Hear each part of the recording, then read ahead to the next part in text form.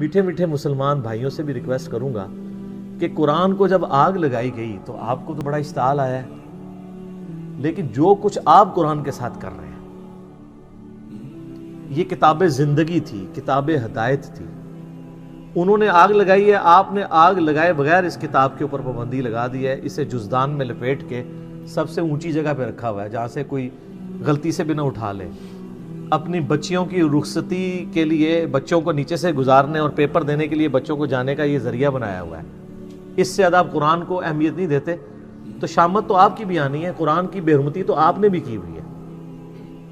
وہ لوگ جو پوری زندگی قرآن کھول کے نہیں پڑھتے ترجمے کے ساتھ کہ اللہ نے ہم سے کیا ڈیمانڈ کی ہے، وہ لوگ مر جاتے ہیں تو ان کی میت پہ بیٹھ کے لوگ قرآن پڑھ رہے ہوتے ہیں ان کو ثواب پہنچانے کے لیے، تو کیا ثواب پہنچنا ہے ان کو خود ہی سمجھ لیں، جس نے خود اپنی زندگی میں اللہ کو سیریس نہیں لیا۔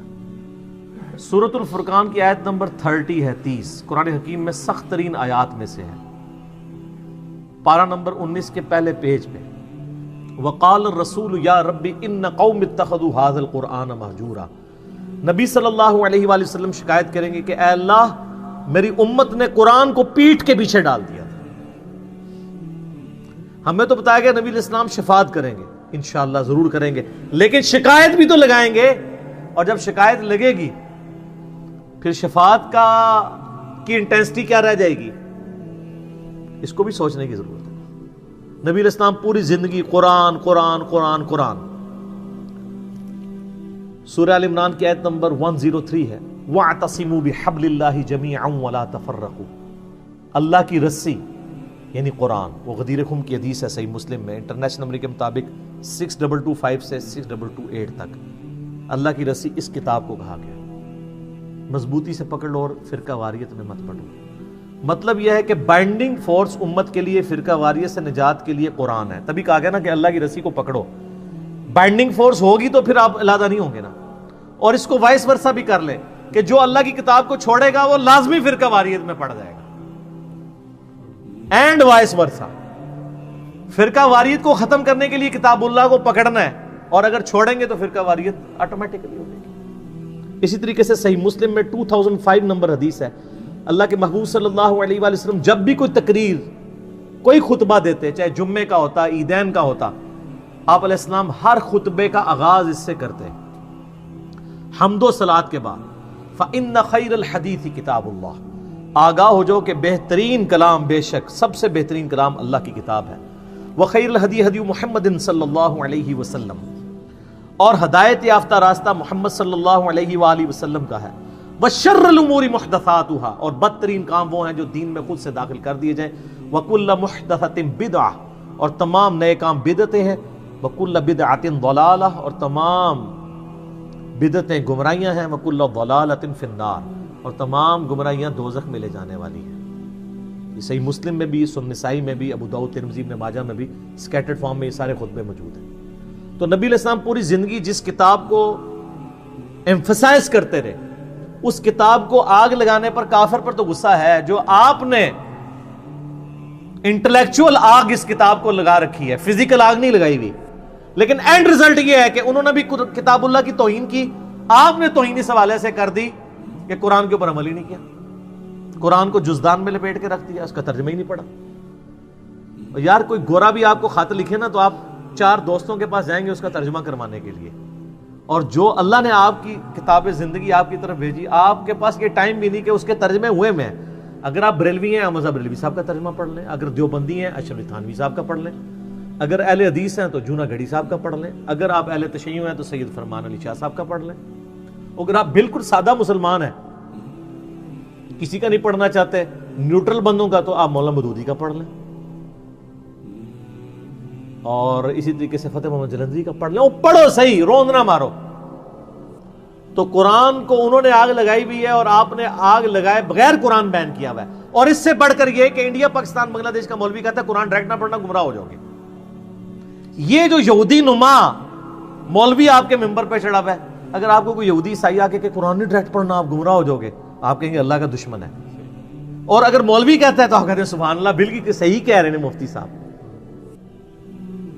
تو اس کی پھکی میرے پاس ہے، ان سے کہ ہم ڈائریکٹ قرآن پڑھتے بھی نہیں ہیں، ہم تو احمد بریلوی صاحب سے پڑھ رہے ہیں، کیونکہ ترجمہ انہوں نے کیا ہوا ہے. آپ بتائیں آپ کو قرآن زیادہ آتا ہے یا احمد صاحب بریلوی صاحب کو؟ تو کون سا بریلویوں کا مفتی ہے جو کہے گا مجھے زیادہ آتا ہے؟ تو ان کو کہتے انہوں نے اردو میں کیا اور اردو میری مدر ٹنگ ہے. جس طرح صحابہ کرام کی مدر ٹنگ تھی عربی، ان کو کسی سے ترجمہ نہیں کرانا پڑتا تھا. زیادہ تر صحابہ بالکل امی تھے، ان پڑھ تھے، لیکن ان کی زبان تھی، ان کو سمجھ آتی تھی. اب اردو تو ہماری اپنی زبان ہے نا، اردو سیکھنے کے لیے تو ہمیں کسی مولوی کے پاس جانے کی ضرورت نہیں ہے. اور اگر مولوی کے پاس جانا ہے تو سب سے بڑے مولوی نے ترجمہ کر دیا احمد صاحب بریلوی صاحب نے. دیوبندی سے پوچھیں کہ آپ کو زیادہ علم ہے یا اشرف تھانوی صاحب کو؟ کہا تھانوی صاحب کو. تو ہم کہیں ہم تو ان سے پڑھتے ہیں، انہی کا ترجمہ ہے. اور یہ ترجمے انہوں نے کیا قرآن بیچنے کے لیے اور پیسے کمانے کے لیے لکھے تھے یا عوام الناس کی بھلائی کے لیے؟ بھلائی کے لیے. تو سر اس بھلائی سے ہمیں نفع بھی نہیں آپ اٹھانے دیتے. کہتے ہیں علماء سے دور کرتے ہیں. اور سر ہم کہتے ہیں علماء سے جوڑیں، ہم ہی تو جوڑ رہے ہیں، دور نہیں کر رہے. ہاں جو سو کالڈ مولوی بنے ہوئے ہیں جو قرآن سے دور کرنا چاہتے ہیں، ہم کہتے ہیں ان سے بچیں، نقالوں سے ہوشیار رہیں. آج گورے کو قرآن کا ترجمہ انگریزی میں پڑھ کے ہدایت مل رہی ہے. 2007 میں کلنٹن پاکستان آئے، 2 دفعہ پریزیڈنٹ رہے ہیں امریکہ کے. میں نے خود جیو کے اوپر ان کی یہ ویڈیو دیکھی ہوئی ہے، یوٹیوب پہ بھی آپ کو امید ہے مل جائے گی. اسلام از دا فاسٹسٹ گروئنگ ریلیجن ان امریکہ. کیوں؟ وہاں کس حافظہ اللہ، کس رحمہ اللہ، کس آیات اللہ، کس دامت برکاتم عالیہ، کس مدہ ذلہ کی دعوت پہنچی ہوئی ہے. قرآن کا ترجمہ جب 2001 میں ٹوئنس ٹاور کے اٹیک کے بعد اسلام کو ملائن کیا گیا، لوگوں نے اسلام کو اسٹڈی کرنا شروع کیا، اسلام کی طرف مائل ہو گئے. اور بخاری مسلم میں حدیث ہے، نبی صلی اللہ علیہ وآلہ وسلم نے فرمایا اللہ تعالیٰ نے ہر نبی کو کوئی نہ کوئی معجزہ دیا تھا، اور مجھے اللہ نے وحی کا معجزہ دیا ہے. نبیوں پر ایمان لانے والے لوگوں کی تعداد ڈیپینڈ کرتی تھی اس نبی کو دیے گئے معجزے پر. مجھے اللہ نے وحی کا معجزہ دیا ہے. میں اللہ سے امید کرتا ہوں سب سے زیادہ متبعین قیامت والے دن جنت میں جانے والے میرے ہوں گے، کیونکہ میرا معجزہ سب سے بڑا ہے. اور بخاری مسلم میں حدیث ہے، آپ علیہ السلام فرمایا جنتیوں کا نصف امت محمدیہ سے صلی اللہ علیہ وآلہ وسلم. جامعہ ترمذی اور سنن ابن ماجہ میں حدیث ہے، نبی صلی اللہ علیہ وآلہ وسلم نے فرمایا جنتیوں کی 120 میں سے 80 صفحے میری امت سے ہیں، قرآن کی وجہ سے. یہ معجزہ. پھر صحیح مسلم میں جو 2950 نمبر حدیث ہے، حجۃ الوداع کی ڈیٹیلڈ حدیث، امام باقر علیہ السلام نے جابر بن عبداللہ سے جو روایت کی ہے، امام محمد باقر بن علی بن حسین بن علی، یعنی امام حسین کے پوتے تھے، امام جعفر کے والد، جابر بن عبداللہ سے وہ روایت کرتے ہیں. اس میں الفاظ ہیں، بڑی لمبی حدیث ہے، کہ حجۃ الوداع کے موقع پر نبی علیہ السلام نے فرمایا تھا میں تم میں وہ چیز چھوڑ کے جا رہا ہوں کہ جسے مضبوطی سے پکڑ لو گے تو میرے بعد کبھی بھی گمراہ نہیں ہوگے، وہ اللہ کی کتاب ہے.